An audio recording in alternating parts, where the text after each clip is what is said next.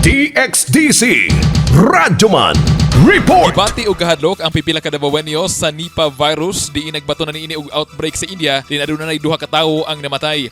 Gipanghinaot sa taga Davao nga si Angel May Avergonzado nga dili itugot sa kahitas-an ang maong sakit dinhi sa Pilipinas. Hinuon matod ni House Deputy Majority Leader Representative ug former Health Secretary Janet Garin nga walay angay ikabalaka ug ikapanik ang publiko kalabot sa maong virus. Ang Pilipinas nakatala sa unang kaso sa Nipah virus sa Sultan Kudarat ni adtong 2014. Matod ni Garin nga kinahanglan lamang nga kanunay mapahibalo sa publiko ang sitwasyon sa yanong pamaagi aron nga kinidili mo hatod og hadlok diin hugot na usab nga pagmonitor ang ginahimo karon sa otoridad aron nga malikayan ang pagsulod niini sa nasod. Ang sakit nga Nipah virus dala sa Nipah o Hendra virus nga makuha pinaagi sa food contamination nga adunay hugaw, laway o dugo sa kwaknit, baboy, kabayo ug mapasa sa infected nga tawo ngadto sa uban.